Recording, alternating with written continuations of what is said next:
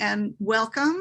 I'm Nancy Gibbs, the director of the Shorenstein Center on Media, Politics, and Public Policy. This webinar is about solutions for America's local news crisis, policy, and peril.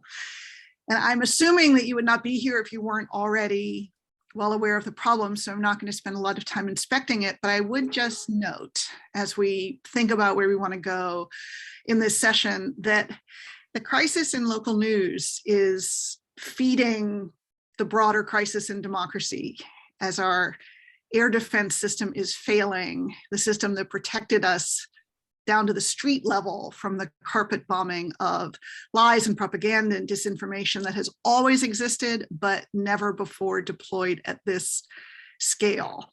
So it's in this context that it has been so heartening to see so many smart people leaning into this challenge, from innovators and entrepreneurs and academics to philanthropists and investors and policymakers, which is why we wanted to bring this particular group together to drill down on some of the proposed solutions.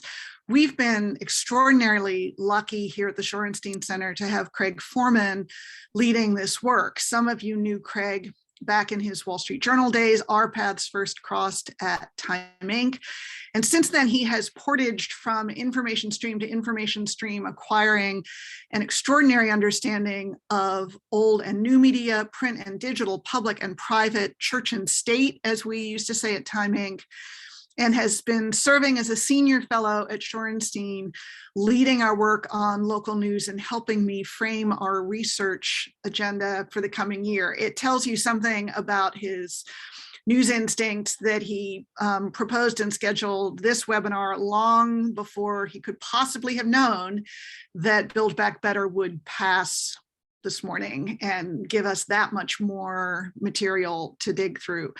So I want Craig to drive today to help us get smarter about what is and isn't working, what the policy possibilities are, where the landmines lie. And I'm hoping we come away not just inspired, but also connected to each other, so that this represents the start of a conversation that we continue in the months to come. So Craig, over to you. Nancy, thank you. And thank you very much for your leadership and the entire Shorenstein team. When you all asked me to be part of the Shorenstein team, thank you to all of our folks who've joined us today. We really do see it as a conversation, and I won't take a lot of time, but Nancy and I first had the idea that solutions here, which we'll talk about, they have to reflect a multifunctional and a multidisciplinary approach. We can start in the newsroom, but we can't stay in the newsroom. We have to talk about business model, both dysfunction and the future. We have to talk about regulation, which we'll talk about at the start of today, but won't focus entirely on. We need to talk about First Amendment freedoms, but also the idea, as Associate Justice Robert Jackson said once upon a time, the Constitution's not a suicide pact. We need to understand from a constitutional point of view what we can do to save this crisis in local journalism, which really is a crisis. I won't dwell on the crisis. I think, as Nancy said, if you're on this call, you know about the dimensions of the crisis. We're going to try to focus on solutions. And as Nancy said, it wouldn't be a news panel if we didn't have some news. So we're going to start with Steve Waldman, who's not only a founder of Report for America, but also the leader of Rebuild Local News. And just a few hours ago, probably one of the largest pieces of legislation that we've seen that could have an impact on local news in Build Back Better, the payroll tax credit, passed the House. I'm going to throw it over to Steve in a minute for some reaction to that, and also to talk a little bit about how that fits into other things. But before I do, let me introduce the rest of the panel. David Chavern, who runs the News Media Association, is probably the senior Washington official with the best perspective on the dozens of various different policy initiatives that could affect the trajectory of local news. Everything from the JCPA, the Journalism Competition and Protection Act, which would create a safe harbor for news organizations to negotiate with Silicon Valley, where I live, and platform companies for a different economic deal around news, to things ranging from postal tax credits, and even this week, FTC Chair Lena Shaw's statement about clicking to cancel your subscription should be as easy as clicking one click to subscribe, which would actually have a dramatic effect on retention rates in the news business. David will talk about a very comprehensive view so that you'll leave here with a much better understanding of the many different things happening at both the federal and state level. Mitra Kalita, who's been a friend for many years, who has worked at varying places from CNN and the Los Angeles Times to the Wall Street Journal and courts, will bring this back to what it's like now in her role as a digital entrepreneur, driving one of New York City and one of sort of DEI-related media's most exciting networks, URL Media and the Epicenter New York. And my very good friend, Gordon Crovitz, who as co-founder of Newsguard, has partnered with Steve Brill to create a ratings-centric approach to what is news and legitimate news, a very difficult question in this environment, but also brings its perspective many years as writing the Information Age column on the editorial page of the Wall Street Journal. So before we get into that, Steve Waldman, first, congratulations. It's never done, but every step forward is more than a step back. What's the reaction to the fact that the House has passed this $1.5 billion shot in the arm for journalists in local newsrooms? Well, we're pinching ourselves. I think it is a huge step. This is scored at $1.67 billion for local, that would go into the local news system over 5 years. It is a refundable payroll tax. And that's even a sort of a misleading way of describing it, because people tend to think that that means that the benefit to the news organization would be not having to pay the payroll tax. It's actually much bigger than that. In the first year, if you have a reporter earning $50,000, you get a $25,000 check.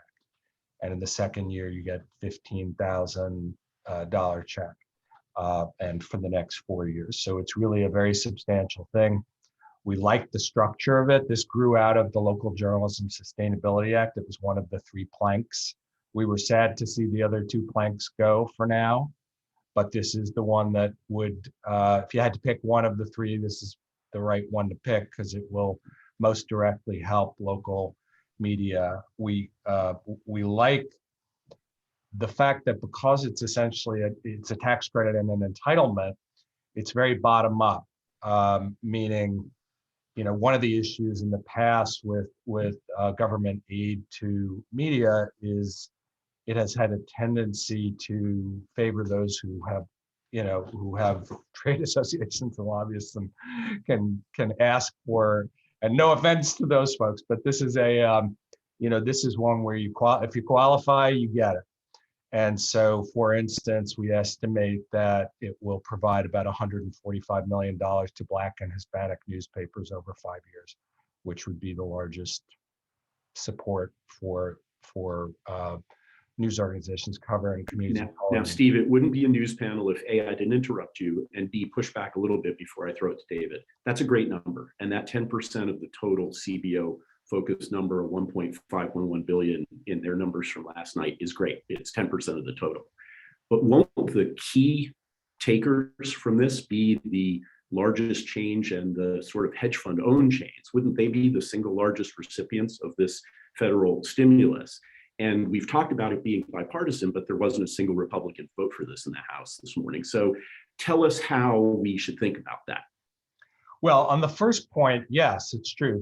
The flip side of it being an entitlement is that there's all sorts of people who get it that you might not want to get it. There are rich people who get Social Security, as well as it being a powerful force for, eliminating poverty among seniors. And that is the reality of this bill, that because it is an entitlement, it will include, a lot of it will go to where a lot of the jobs are, which is in chains, including some owned by hedge funds. And, I just view that as one of the, practical realities of this. And there were 2 other things that made me feel fine about that, in addition to the fact that this is providing so much money to medium and small players. One is that it is targeted around the retention and hiring of local journalists. So it is at least pointed toward what we want everyone to do more of. And that's a positive thing. We also did, at the coalition's urging, get a provision in there that put a cap on how much any given corporation could get. So that puts a little bit of a limit, 1,500 slots per corporation, and slightly shifts, in the pie, the percentage going to the big chains goes down a little bit, and the percentage going to the medium and smaller players goes up a little bit. And I thought that was a good, that was a good addition. On the bipartisan part, I'm sorry, No, go ahead. If you could pull together the bipartisan part, and then we'll go on. Yeah, as you said, we made a tactical decision that our best shot at getting this passed was in reconciliation, was in the Build Back Better Act, even though we knew that was going to be a party line vote, and we did not love that part of it. We have always the underlying legislation, the Local Journalism Sustainability Act, especially in the House, was quite bipartisan, and it's actually very important to us that we continue to try to create policy that is nonpartisan or bipartisan. And but we decided it was worth the risk because this was such a good vehicle. And so, we just keep trying to point out that while the final bill is going to be a party line vote, the original legislation, the proposal, is actually, it's called Kirkpatrick Newhouse. The Newhouse in that Kirkpatrick Newhouse is a Republican congressman from Washington State, and it had 20 Republican co-sponsors. So Steve, I'm going to jump in. People of that. Steve, I'm going to jump in, thanks, and elide this by saying, look, one of the takeaways that we hope as being part of this extended Shorenstein team that you all are as a part of this is that we can have some takeaways. One key takeaway is that these things are complicated, unfortunately. It's never any one thing. And unfortunately, some of the description of solutions have tended to focus, again, on, well, it's principally the newsroom, or it's principally building better digital products that attach better, or it's principally the capital structure. You can say all of that, or it's principally pensions.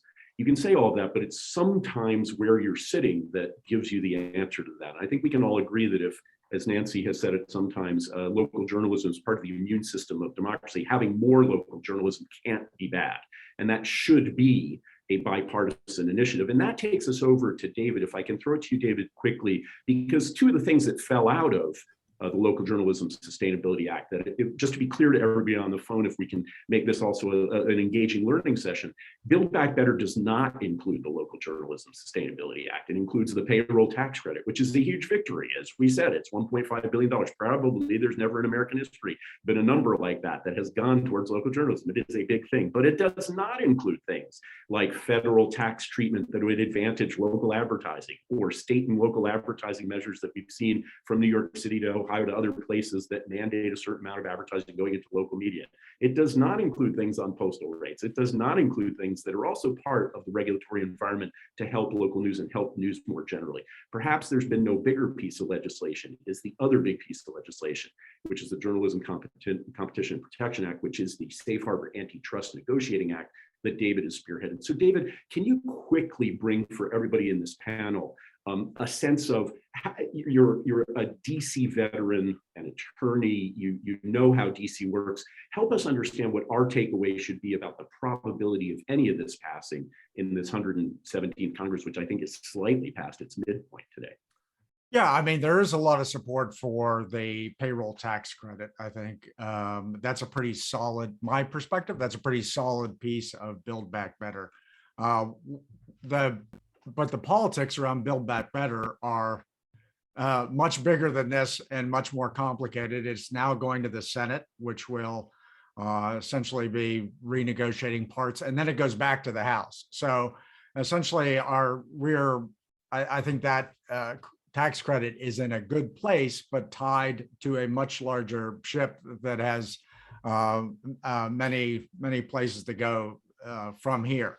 I'm pretty confident that something gets passed that has this attached to it, but there'll be a lot of tumult related to Build Back Better that will have nothing to do with us. For example, the bipartisan nature of it. None of the Republicans voting against Build Back Better yesterday were compelled because of the payroll tax credit for newsrooms, right? There's there's larger politics going on here, but within that scheme, I think it's got a good place in it, if you will. Let me just, Craig, you had asked me to talk about the whole regulatory enchilada, Yeah. David, in 30 seconds. In 30 seconds. You said in a couple of minutes. So I assume I don't have an hour. So let me see how I can do this in a pretty thoughtful way. Let me start very high. Let me start 50,000 feet, which is we tend, for appropriate reasons, to talk about the societal value of our journalism and our content. And that's really true. And that's what drives us. And that's what makes this business unique. It is a discipline that is mentioned in the First Amendment, and other disciplines are not mentioned in the First Amendment. The societal value is real, but we often forget this is also wildly popular kinds of content. The audiences for our content are in every respect, by every metric, much higher than they ever were, even historic golden era of peak print, whenever that was. So we do not have an audience problem. We do not have a demand side problem. We have a problem of where is the value in that chain of consumption, and is it being returned back to the people who create the content? So there are a couple different pieces of that. We talked about Local Journalism Sustainability Act, and that's a key sort of stabilizing force. I think we've been supportive of it. We're continuing to be supportive of it. And the one thing we should double note, that is focused on local, right? Local journalists. That is in a moment where, by the way, we tend to get nationalization of news attention, right? People tend to be very focused on national and general interest for a whole variety of reasons I won't go into, but this is really focused on local, and I think that's important to emphasize. We have been also supportive of additional piece of legislation you referred to, Journalism Competition and Preservation Act, which gets at a different problem. We, in my view, are in a historic moment like music was 100 years ago, or local TV was 40 years ago, where our distribution has been taken over by other forces, and we need a new chain of value to return back. Music, we tend to forget, was a print business. It was a sheet music business. And if anybody knows what the first music license was attached to, music licensing was created for player piano rolls, because player piano roll manufacturers started just taking the content. And by the way, their argument to music publishers at the time was, we're providing you free advertising. Yeah, we're giving machine you it's machine learning for a different era. Yeah, by the way, you should thank us, because people will hear it and then they'll rush to the store and buy the print music. So music licensing, that whole scheme, which by the way has sustained that business for 100 years, was created from a distribution disruption. Similarly with local TV, right? From the 1950s to the 1970s, they had free distribution. They just shot it in the air. David, just in the interest of time to keep us rolling, if you sketch out the next 12 months to the 118th Congress, how should we, as interested folks in this area, be watching the calendar, the legislative calendar? Obviously, Build Back Better and the provisions, as you wisely pointed out, the votes weren't about the pension, the payroll tax credit that passed for local journalism. And we haven't had a vote on JCPA yet. How should we think? How should everybody, this is an interesting group of people who are deeply involved in all of this, but they don't get a chance to talk to you as CEO of the News Media Association very often. How should we think about the next 12 months? When will we know if any of this passes? Sure. So let me just close out one thought. So JCPA is about allowing news publishers to collectively negotiate with their distributors. Okay. So to your question, Local Journalism Sustainability Act is tied to Build Back Better, and that's going to be decided this year, in December, likely. JCPA is in House Antitrust, and we're looking at a markup, which we also anticipate. I don't have the news to make quite yet, but we anticipate happening very soon, very shortly. The next other things you need to focus on are antitrust, regulatory, and other issues. So on the antitrust front, in particular, there's a case focused on Google's ad tech stack. This is not about whether Google has great products or not. They do.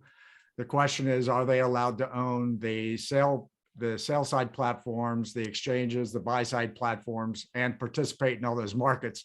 And there's a case originated in Texas, but we think we'll get attention from the Department of Justice about looking at Google's ad tech stack. And if there's action taken, what would that mean for our advertising markets?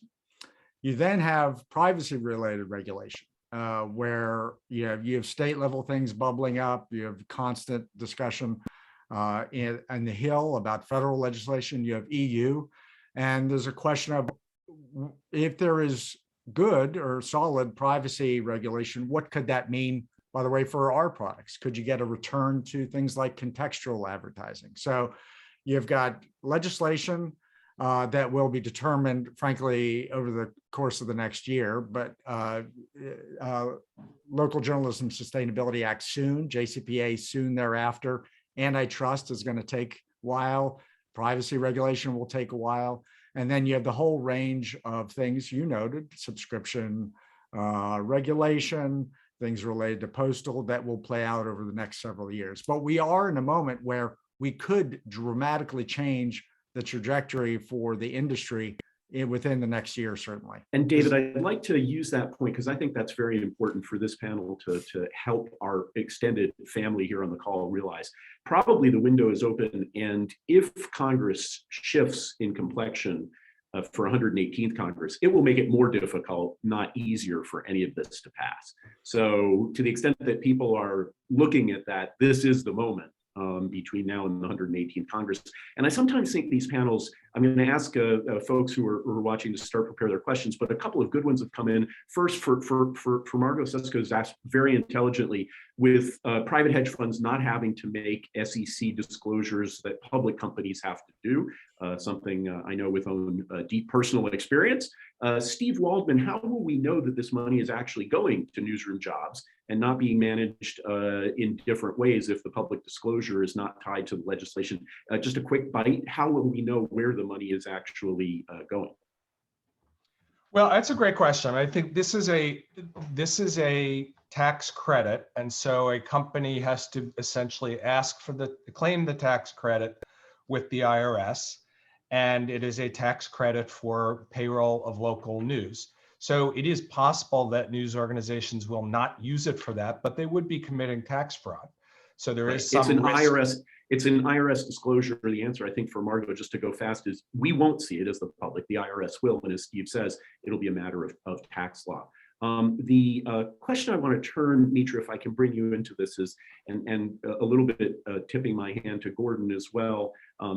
You don't come out of the Wall Street Journal news environment without an approach that sort of says free people and free markets. And so one of the questions I have for you as an entrepreneur, CEO, driving local news transformation and digital de novo success, as opposed to managing the transformation difficult at times from legacy to the future, but knowing what you know about the legacy world.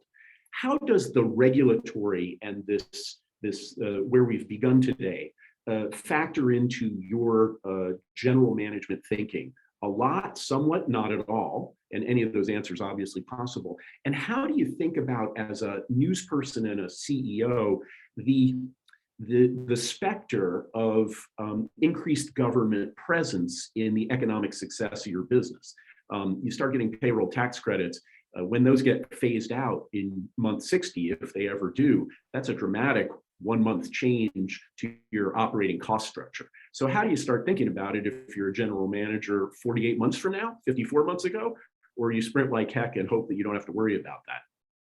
So having just made our first full-time hires at Epicenter and extended offers at URL Media, I have been watching this regulatory environment quite closely. And I'll give you some insight, like super tactical, just to tell you how we even decided to hire people with, put them on payroll, extend health benefits. And it was, quite frankly, because for Epicenter, a grant came through from Borealis Philanthropy and an advertiser decided to re-up.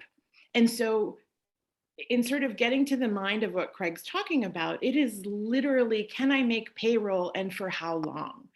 That's the decision making. And so the reason that I think this tax credit, while it might not be the sweeping change we wanted, is significant, is because a lot of outlets like mine, including mine, got started with independent contractors and folks who we would love to be full-time, but we have to make do to see if this idea even works in a very kind of bootstrapped, duct taped, really skeletal way.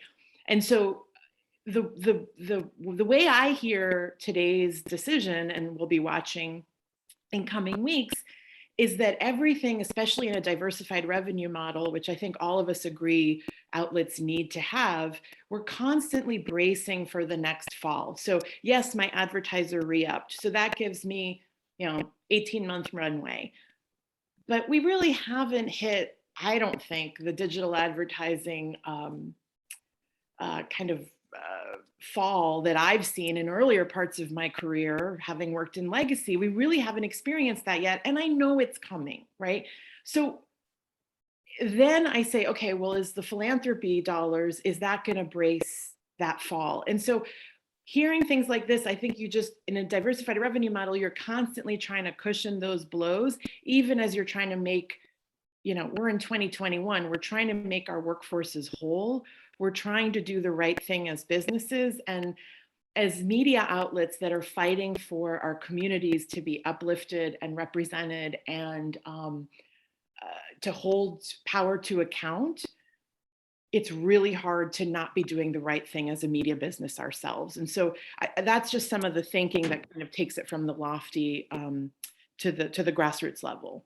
Well, so let me push that a little further. And this is a little unfair because you are driving one of the most effective scaling networks targeted at multiple different DEI focused verticals, different geographies, and achieving the kind of scale that in a digital business you need, partly because one of the economic broken models is running even a fairly good-sized metro. You can't replace your $200 a month ARPU print customer with $10 a month digital customers because there aren't enough $20 a month digital customers. So you have to have some sort of scale, which is a discussion that most people fail to see when you talk about the problems of the chains and the legacy national operators because they're not from here. Well, yeah, they are from there, but there isn't enough people there. You've got to have more people in the digital world. So we've had a question from Michelle Ferrier who said, well, how do these funds help in places where the news deserts are already deserts? If there's nobody there to employ these people whose payroll tax credits will be beneficial, how do you do that? And I guess to throw it to you in your perspective from URL Media, how do you do it to apply it to maybe some verticals that you're thinking of, both the credits and the business model for an expanded footprint? So Michelle's question is an excellent question, because what I do think this could foster, and this is coupled with some of the small business legislation that we're also seeing out of the Biden administration, I do think you're going to see a culture of media entrepreneurship. And with a tax credit like this, again, this might not be the media, Craig, that you're talking about at scale, but I am astounded at what some of these two-person startups are able to do. And I'm astounded, even in the URL Media Network, just to clarify for those of you who are like, what's Epicenter, what's URL Media? Epicenter is a Queens newsletter that grew into a community journalism initiative.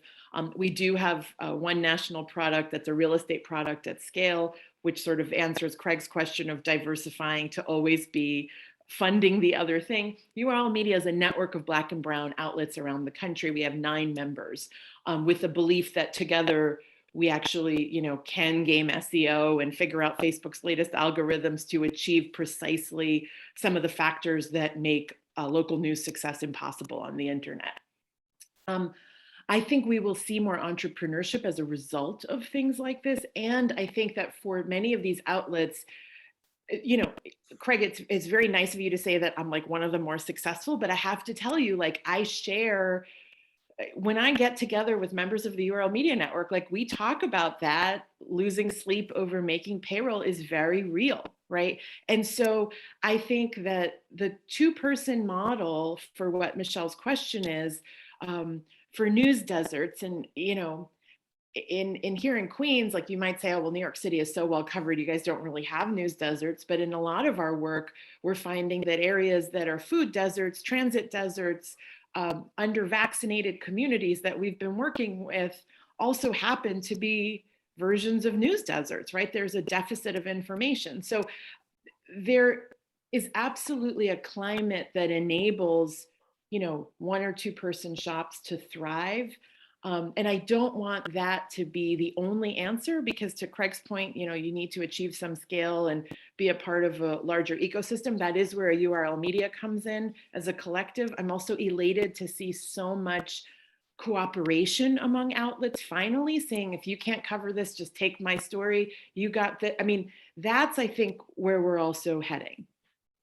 Well, I want to come back to that point in a second, Mitra. And before I do, Gordon, obviously we've had a number of strands here thus far, but one of the strands that we haven't yet picked up on and that Gary Grimm asks about is how are we distinguishing between the local news providers who should get things like the payroll tax credit and the carpet bombing of some of the pink slime sites that Newsguard has actually studied, has written about in Pennsylvania, in working with us in California, and that we've seen colleagues in the Academy at Columbia's Tau Center also work on. And the difficulties, as our second attorney here on this panel, of balancing First Amendment freedoms versus what Nancy has sometimes coined a very interesting, can we be over-indexing on freedom if we're actually helping subsidize misinformation, disinformation in the public square? How should we get our heads around that issue? That's a big issue and one that we haven't seen much studied or described to date. Yeah, so one way of thinking about that is, why is it that there are so many networks of misinformation sites that have been created over the last few years that masquerade as local news sites? They're typically funded by political PACs or secretly by partisans on one side or the other, both sides, left and right. And the answer to that is that there is still a high level of trust in local news. There's a low level of trust in many media. There's a much lower level of trust, I'm glad to say, as a media person, in the digital platforms. They're even less trusted.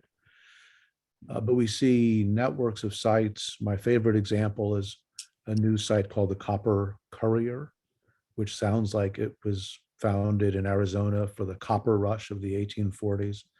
It was actually started a year ago, something like that, by one of these networks. This happens to be a left-wing network, PAC funded, portraying itself as a typical local news site. So to me, David walked us through a long list of Washington initiatives.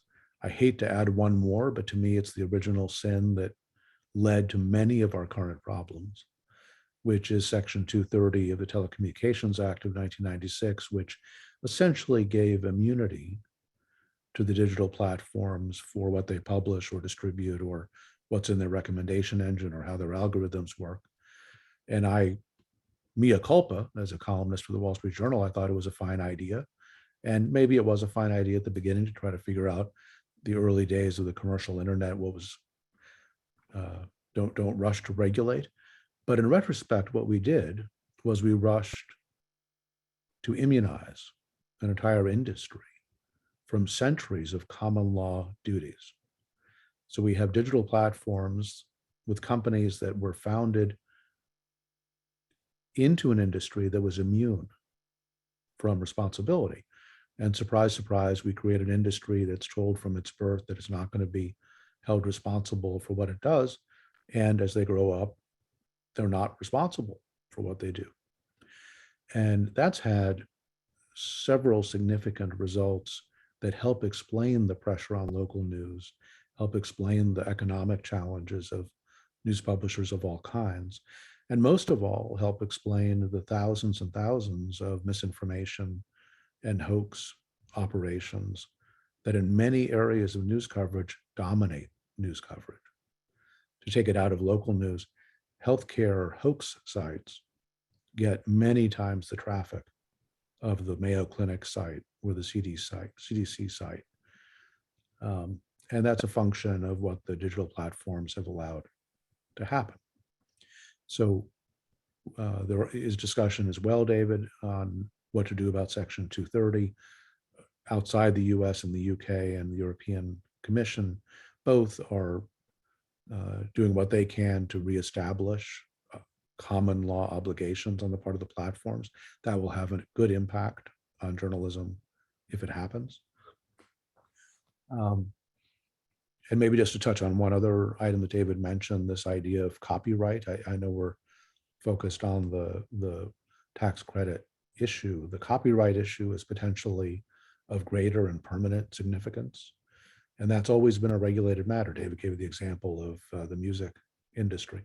Ever since the Statute of Anne in the 1200s, the question has been, what's the economic relationship between the producer of content, journalism here, and the distributor, which could have been a book publisher, or it could have been a monopoly pamphlet distributor in the UK, or a Revolutionary Era pamphlet publisher here. It's now the digital platforms. And the question is, who's getting the economic benefit of all the investment of Mitra and the larger chains? And the answer to that is awful lot of value is being created, but it's not going to the place that's doing the creation. So that's another quite significant public policy issue that, once corrected, has the potential to solve many of the problems we're talking about. Gordon, can I just jump in here on something that it really confounds me as we think about all of these creative public policy proposals and ways of supporting local news sites, is exactly the pink slime sites you're talking about. How should policymakers, or for that matter, philanthropists, figure out what is the taxonomy, figuring out what is a real local news site that is serving a public interest, and where does a news organization, a content creator, cross over some line and now become an illegitimate, partisan, unworthy recipient of either public or private support? How do we do those definitions? Yeah, at Newsguard, it turned out not to be very complicated. And we identified 9 basic criteria of journalistic practice. Does a publisher disclose who owns and controls it? Does it have a corrections policy? Super basic criteria. And there are 9 of those criteria. You have to be pretty bad to get a red rating from Newsguard. And yet, we've rated now all of the news and information sources that account for 98% of engagement in the US. And of those websites, 40% of them are red rated misinformation sites. Healthcare hoax sites is the biggest category. So this problem, which otherwise could entertain journalism classes for a whole semester, actually is not terribly complicated if you identify basic journalistic practices, if you are fully transparent about the approach, if you disclose how each site does, if you allow the publishers being rated to comment on their ratings. It's not that difficult. Now, it's an important question to answer because you don't want necessarily subsidies going to, Vladimir Putin's RT or Sputnik. You don't want to tell Facebook and Google that when they finally have to pay a reasonable copyright fee to news publishers, that they have to include healthcare hoax sites. There has to be some way of differentiating actual journalism from something else. And I don't think that's a role for the government. I don't think the government should be in the business of saying you pass, you don't pass. But there are multiple raters of these issues in the market. Newsguard's not alone. And it's not that hard to differentiate. Just for what it's worth, I think the associations will play an outsized importance on this point, Nancy. And what I would hate to do is to recognize that there are so many, like I said, 1 or 2 person outlets that are doing the work of journalism, but don't have the official branding of journalists. So after we launched our network, for example, I heard from a retired Detroit school principal who runs a radio program where he just answers parents' questions on how to get into schools all day, right?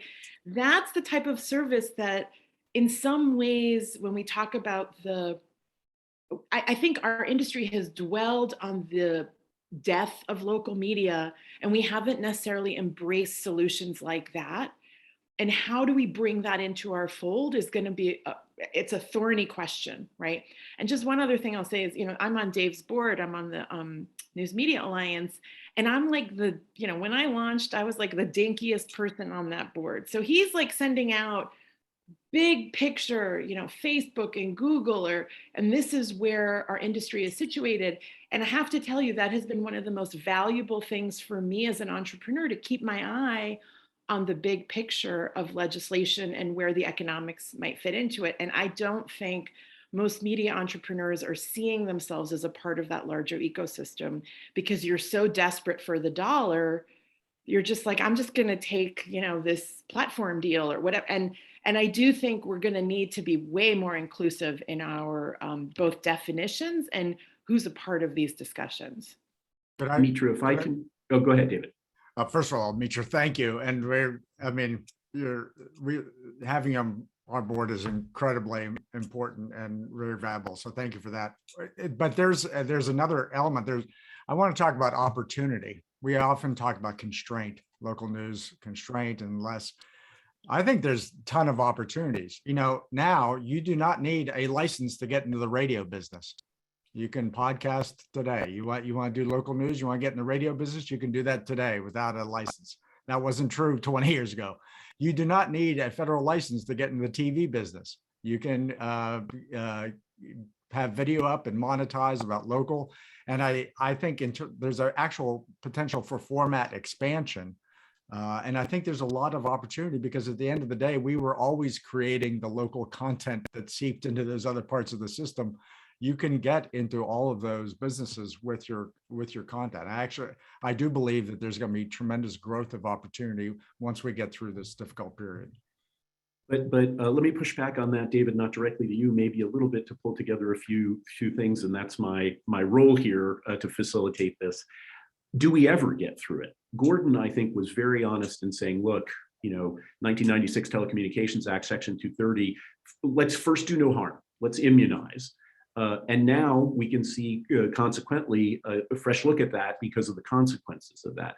Mitra, you said, and no one is more passionate about the accessibility of new media for the 2 or 3 person startup with no safety net than I, having done that like you, Mitra, and also worked at big companies. But 5 minutes before then, just to call it out, you said, but at least we've all worked at places where we know how to do search engine marketing and intelligent search engine optimization, and have the resources and scale to have a platform and a network that allows even a small initiative to have a much larger footprint, which of course is key for economic success. So the question to push back on is, with all this opportunity out there, what concrete steps can help? And this is picking up on a question that we have from someone on our call, Byron Perry, who says the rise of not-for-profits and the rise for nonprofit initiatives that even can be hyper-local or backed by philanthropy, not necessarily looking for a classic business ROI, but just simply providing more essential news and information. How do we take steps to make that more inclusive? And I know that no one here has the 3 talking points, but I think a short discussion of what would help. And Mitra, maybe we start with you, because as you pointed out, NMA has in my mouth. Yeah. That's why I run 2 companies. It's not a coincidence, right? The pain points that we're all describing for these local outlets are what Sarah Lomax-Reese, who's the president of WURD, a Black Talk radio station in Philadelphia, and I at Epicenter were experiencing in the summer of 2020, when the world was going through a racial reckoning, although I argue we're still not there yet. And we said, well, we don't want to start something brand new. Let's put together what exists and be exactly, kind of to the point of this conversation, inclusive in our approach. And that is why we have an arm that is SEO, literally knows SEO, knows Facebook's latest algorithm, got all of our members on Apple News, because this is what you need to compete on the internet, at the same time that we're fighting the good fight to make sure that we're profiting off of the eyeballs that we're getting on said internet. So on the nonprofit point, we are, it's just worth noting, and we've gotten lauded for this, and not criticized, but asked about this. Both organizations I run are for-profit organizations, because one of the fears I had during the conversation around local news is that the need to create something of value that your end user would pay for. Now, most people leap to subscriptions and membership as the answer there. It's one answer. But I worried that the need for us to create something of value was being lost in this conversation. And I saw a lot of, a lot of my friends are running these companies, and I'm cheering them on, and I love them and their products, and I share their work all the time. But I did see a little bit of nostalgia that was inspiring the nonprofit model of, if we could only go back to 1978 and the Metro Front and how we were covering the courthouse here. And I just don't think that's the return that I wanted to be a part of. And so for us, the for-profit model centers create something of value and the idea of wealth creation in our communities, for our communities, and also our staff, and how we would like to run our companies. That's not to say there is not a nonprofit arm that increasingly I'm seeing as necessary for coverage of politics, of certain aspects of our work that is indeed charitable, and that there are so many blended ways that, again, like in this network model, we have many models under one umbrella.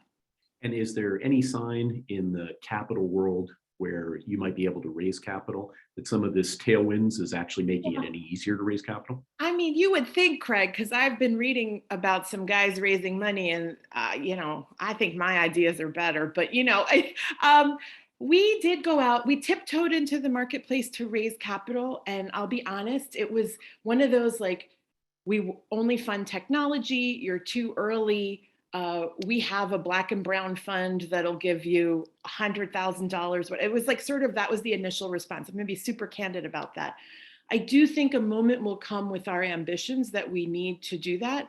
Thankfully, URL Media has a B2B arm that has been very lucrative on executive placement search, recruitment. And so we've been able to fund other initiatives, and we have nonprofit dollars coming in on the operating expenses front, and we have advertising. So again, diversified models have made all the difference for us to scale our own business and not have to have other people yet take pieces of it. That's not to say that it's not coming and maybe needed for the scale that we need to get to. And Steve, I'd like to bring you into this because all of us on this panel, but especially you, Gordon, Mitra, myself, are a little unusual for having done this at big companies with a lot of safety net, and then small companies with no safety net. And of course, BeliefNet was one of the most interesting and kind of breakthrough approaches to looking at a psychographic in the early days of the internet. You, of course, founder there and head. So you have experience with that. And of course, with Report for America, the footprint of Report for America has helped both big newsrooms and small newsrooms. So what's your perspective on this, both in terms of the business model and in terms of the capital structure ownership thing, what Mitra was just referring to? Do you have any instincts about what's likely to be the prevailing outcome here? Is it likely to be a for-profit model, a philanthropic model, a not-for-profit model, a public media model? What's your instinct? For-profits need to behave more like nonprofits, and nonprofits need to behave more like for-profits. That sounds good. What do you mean? This is the zen of Steve Waldman. Thank you. So what I mean by that is that the for-profits that are succeeding have a real public service mission. They're really serving their communities and viewing it that way, and not approaching it as the way that we're going to win this is by cutting our newsrooms by 70%. At the exact same time, we're trying to get them to pay more for a subscription. We're going to make our product crappy. That's not a good strategy.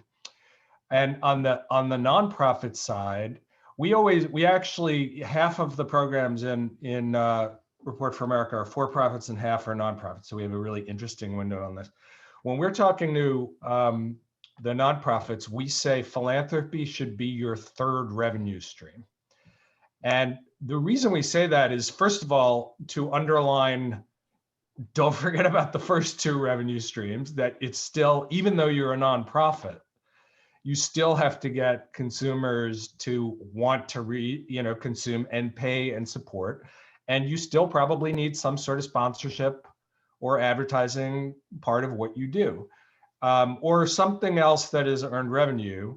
But you should also view philanthropy not as like a little strike of lightning that's gonna, help you for a week or get you through it's a revenue stream. And if you do it the right way, it can be a persistent, recurring revenue stream. Just look at public radio, and you can see that, philanthropy, especially if you have a broad definition of it, not just being, big foundations, but small donors and members. It's not easy, but it can be a persistent revenue stream. So I think that there's essentially, as Mitra was saying, there's more and more, hybrid models or nonprofits that are either have have earned revenue streams, and for-profits that are both, hopefully spiritually, to go back to BeliefNet days, committed to public service, and also in a more practical way, creating partnerships or institutions that are nonprofit that work with them. It comes back, and there's an interesting question that leverages that we've talked about the economic model being challenged not only by technology, but by business model changes that don't result in value getting to the original provider. And Heidi Legg asks about privacy and using technology to actually attribute value by going back in the clickstream and understanding better who is the original source of the material, and also how could you get value back to the original creator. And Heidi, in her question, talks about the Flint water crisis, the initial great reporting done by some of both legacy and startups in the Detroit area, but they're not getting the revenue. So David, coming back to you, and I think it ties a little bit to JCPA and how it might operate. But since that is an important part of the next phase of the next 12 months, how would that go about reapportioning value to the actual content provider? Yeah, I mean, there's two things. There's, publishers really, from a policy standpoint, really face two big problems. One is, as Gordon noted, a long-term copyright management problem, which I can get into. But as an industry that controlled its distribution for so long, really, they didn't manage their copyright or the origin of the content very well. And so you need legal improvements, but also technical improvements. And certainly a lot of people talk about, Web 3.0 and blockchain kind of answers in that context. But we also have a competition problem, which we have currently just two primary distributors for the product, and they get to set the terms.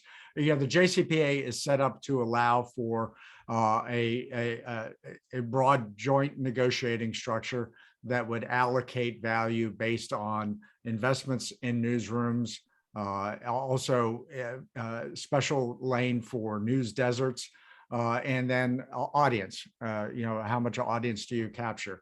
We have to get to these points of actually following the content through the world, because we used to know where it was because somebody walked it up your driveway and dropped it, handed it to you in your bathrobe. We don't anymore. We need the technical capacity to follow it through the world, capture those values, and return it back. And that is going to have to be done on an industry-wide collective basis at some point. Just like ASCAP and BMI do that for the music business, we have to create our own indigenous structures for news. It's hard to inject a note of levity when we've got 100 people on a Zoom call, but I have to say what I like about these panels is we learn about things about the provenance of the player piano roll and the statute of Anne, whatever that is. And, we talk about, all of these different things that come to why we are today. And we talk about trying to solve the problems of tomorrow and not solve what I've described as the Alta Vista or the MySpace problem. Because, you could have decided that your big problem was Alta Vista. You could have decided that your big problem was MySpace. And in retrospect, you might have been solving for Friendster, right? So the space is always evolving. And to that end, Anisha, Craig, can I say something about that? That's right on the button, right? Which is, they started talking about player piano rolls, but that same system, by the way, applies to Spotify.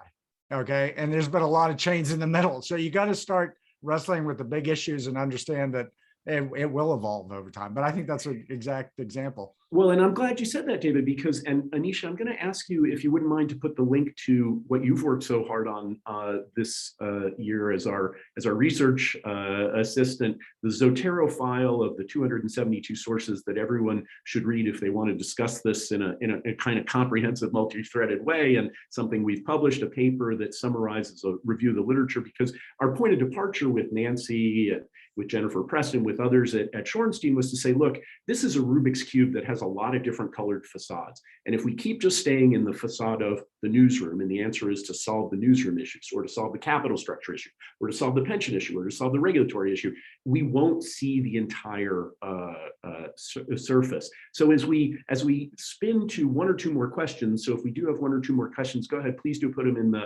the Q&A, and we'll try to get them answered.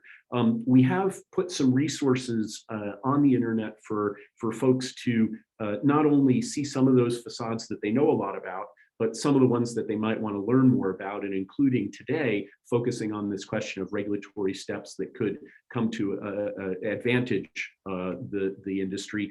But, and Gordon, this is actually coming back to you, I think we have not addressed, at least in the time that we have remaining, one of the big kind of questions at the center of this, and something that we think a lot about at Shorenstein. The protections that are afforded in the Constitution, right, didn't envisage pink slime, although there was pink slime at the time, but they also didn't envisage automated bots that repeat and amplify messages that aren't real voices. They aren't real people, they're computers and they're software programs. And then that are picked up by algorithms downstream by that and re-amplified, but also don't reflect a mass of either, on the plus side, dowdy revolutionaries throwing tea into Boston Harbor, or on the negative side, 20,000 torch-bearing Nazis in Nuremberg. So how do you help think through the next phase of that debate? Free speech, but also making sure the Constitution isn't a suicide pact. How do we get to where does the regulatory arm of the government that we believe promotes civic solidarity intervene to stop the madness of misinformation, pink slime, and disinformation? Yeah, I think the problem, and this has become so clear in recent weeks with the various hearings and news coverage of what's been going on at Facebook for the last several years. The problem is that so many of us get so much of our news via secretive algorithms. And some people get almost all their news through secretive algorithms. If you look at the biographies of the people who were at the Capitol on January 6th, fewer than 10% of them were Proud Boys or whatever group you might describe them as belonging to. 90% plus were people who were sent down rabbit holes of misinformation on Facebook and other platforms. So to me, that's why it's so important that we reform the error that was made 25 years ago and create the same obligation on the digital platforms as the chemical companies have, or oil shipping companies have, or journalistic enterprises have, which is to take steps to be safe by design, to protect users, to not create known injury, in this case, information injury.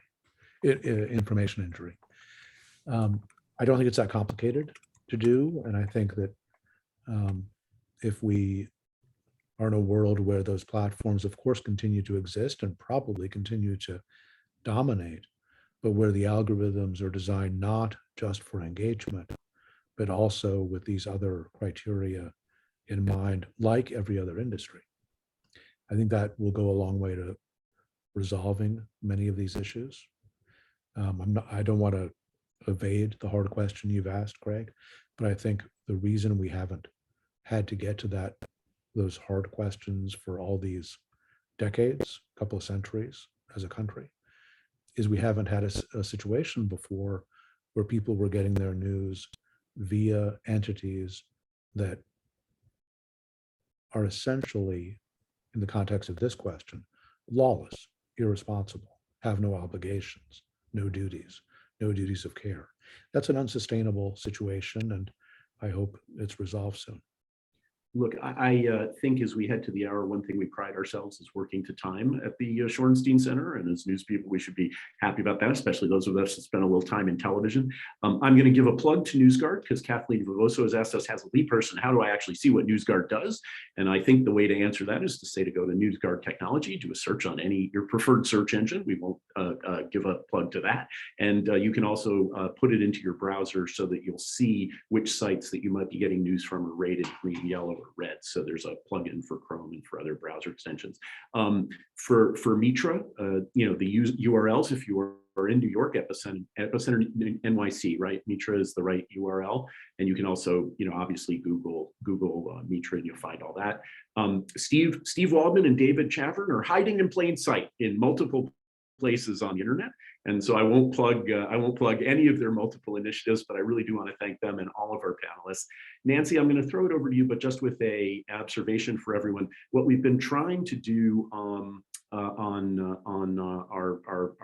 local media work at Shorenstein is to not only pull these threads together, but bring together people who obviously not only are well informed and at the coal face, so to speak, to use a bad industrial analogy of change.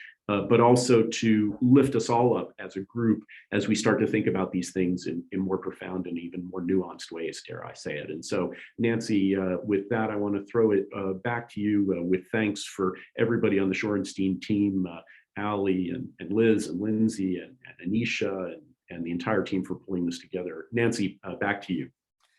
Thank you, Craig, and thank you, all of you. This was really instructive for me and reminds me back where we started, this is the start of a conversation. The one thing we knew was that this problem was not going to be a one size fits all. And so I do encourage you to continue to connect with us and events that we will be posting down the road and with one another. Craig's literature review is an invaluable resource for so many different aspects of this issue. But as you can tell from where we started today, this is moving very quickly. And there are going to be a lot of opportunities, I think, to really make significant contributions to solutions to the problem, which as much as we have focused on the toll that this problem has been taking on communities, I come away today also encouraged that the awareness of the scale of the problem is driving really large scale, ambitious solutions. And so thank you to all of you for helping to elevate those. As I say, this conversation is just beginning. So thank you for joining us for chapter 1. Thank you, everybody. And with that, I think I'm handing it back to Ali for us to conclude.